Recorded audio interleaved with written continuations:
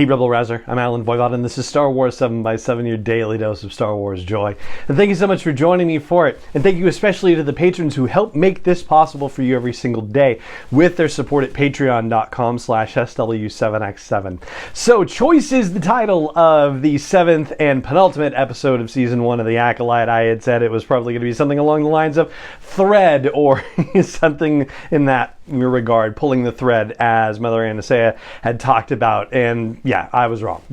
Choice certainly lines up with the idea of being an opposite to the title of episode 3, which was Destiny, which gave us one view of what happened on Brendok 16 years ago. Choice is now giving us the rest of the story. And whereas the telling of that fateful day and night was from the witch's perspective in the earlier season episode, this one is told from the Jedi's perspective, but not in the same complete fashion, more like it's just telling us the elements of the Jedi story that fill in the gaps of things. And this is a full spoiler episode, by the way, and we are doing our 7 takeaway breakdown in a different fashion, if you will. I'm going to highlight for our takeaways some of the major points that we didn't know about in the previous telling of the story that we learn within Choice. For our first takeaway, we'll talk about the fact that the reason the Jedi are on Brendok in the first place is because there's some investigation about the possibility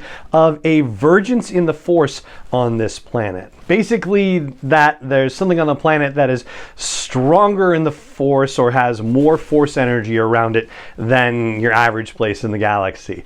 And it seems to be responsible for life on what had been a lifeless planet. We get a sort of name check. It's not given to us specifically as the great hyperspace disaster that kicked off the events of High Republic storytelling in Phase 1, but there is reference to an event that happened 100 years ago that decimated this planet, but now there seems to be life on the planet, and there ought not to be, so the Jedi are there to investigate why. For a second takeaway, and I'm not going to go in exact order of the episode on this one, but I'm going to kind of follow the thread, if you will, of how the dominoes toppled in the utterly wrong way. We had seen the possession of Padawan Torben at the time.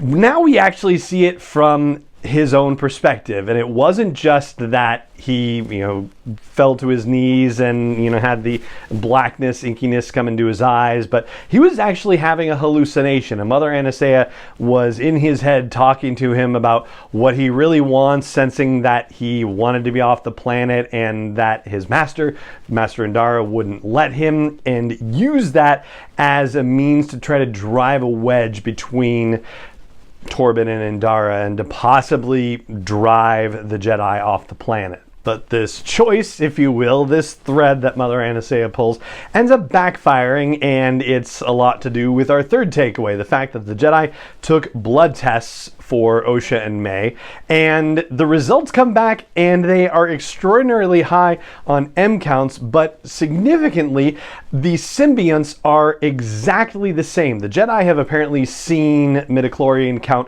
blood test results in twins previously, but the symbionts, and this is the first time midichlorians have been referred to as symbionts in current Star Wars canon storytelling, to my knowledge, this is the only time that they've ever shown up as being exactly alike. They ought not to be. So this leads Torben to think, oh, this must be something to do with the vergence we've been searching for. And because he's already freaking out about what Mother Anastasia did to him, and he's already expressed a desire to get off the planet, he says, we got to get him and get out of here, and this will be our chance to get home. And he just goes off like a shot. For a fourth takeaway, and jumping ahead a bit, in the previous episode, Destiny, or at least the previous telling of the story, it sure seemed like we were going to find out that the Jedi ended up killing the witches of Brendok, and that it would be kind of a self-defense thing in a way, like maybe the balloon would go up and bad things happen and so on and so forth.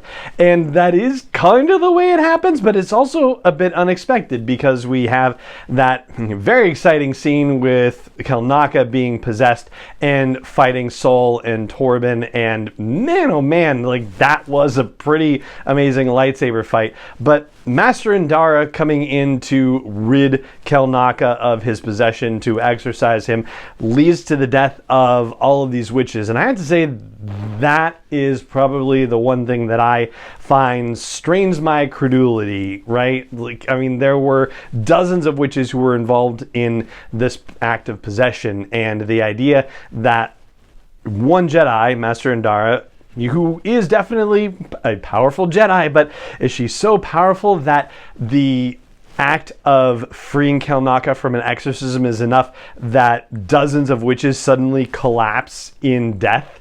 As a result, this one just feels like it pushes the limits for me. And even according to the audio description, they are dead. They fall in a lifeless heap, according to Nicole Zanzarella, who does the narration. Then for a fifth takeaway, we have the genesis of the cover-up revealed to us. The fact that Master Indara says the version of the truth they're going to tell is that May started a fire and everybody died and Osha was rescued. And even though Saul has a guilty conscience in this moment and wants to confess to the Jedi Council, Indara, rightly in a way, from a certain point of view, points out that for all the choices that Saul made, it's just going to ruin Osha's life. Like, she already wanted to leave as it was, and if Saul goes to the Jedi Council and confesses what happened, then it's going to ruin Osha's chance at becoming a Jedi, and that's the last thing that she has left. Otherwise, she has no one to go home to,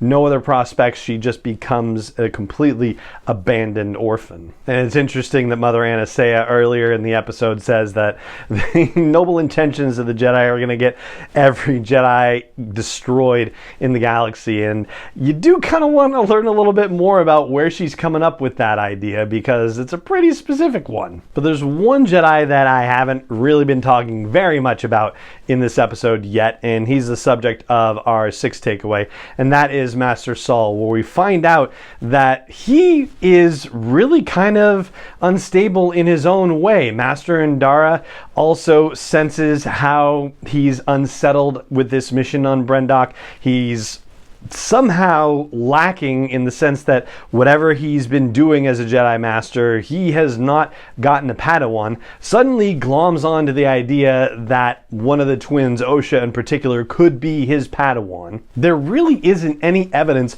that either of the twins are in any kind of danger, and yet he insists that they are. Then, even after Saul's been told that the Jedi Council said no, and you're to stand down, what does he do when Torben takes off for the Witch's Fortress? He doesn't corral Torben and say, hey, let's go back to base. He says, oh, hey, Torben, you're here. Great, so am I. Let's climb into the Witch's Fortress and infiltrate it. Which naturally leads to a confrontation.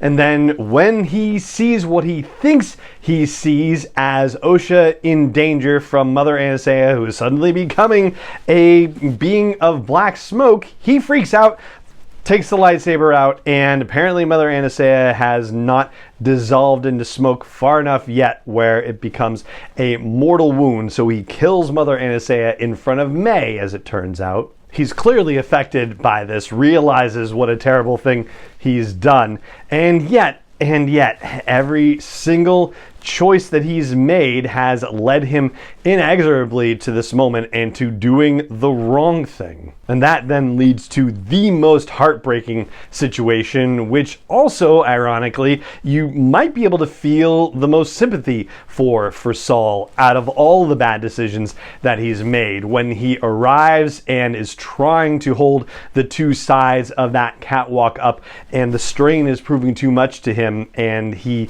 has to let one of the twins go. It makes sense based on everything we've seen that Osha is the one he's going to save. But I truly believe that in that moment, he wanted to save both of them. He was doing his utmost to save both of them. And ultimately, it was just out of his power and he had to let one go. But again, wouldn't have been in this position if he hadn't gotten all weird about things. So, yeah, man, what an episode.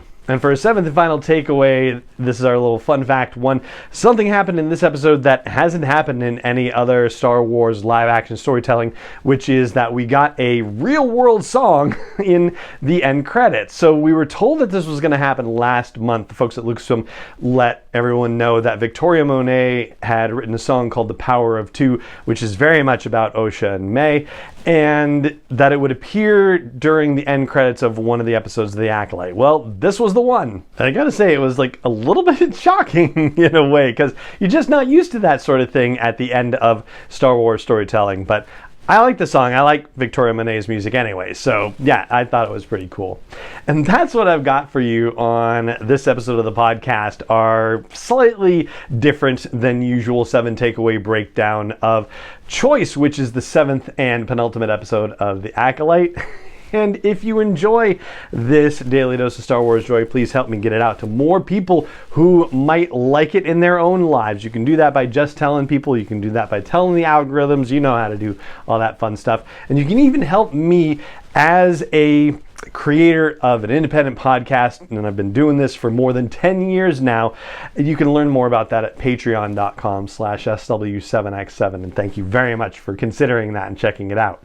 And it just remains for me to say thank you so much for joining me for this episode, as always, and may the Force be with you wherever in the world you may be. 7x7 is not endorsed or sponsored yet by Lucasfilm Limited, Disney, or 20th Century Fox, and is intended for entertainment and information purposes only. Star Wars, the Star Wars logo, all names and pictures of Star Wars characters, vehicles, and any other Star Wars related items are registered trademarks and/or copyrights of Lucasfilm Limited, or their respective trademark and copyright holders. May the Force be with them. All original content is copyright by Star Wars 7x7. We hope you love it.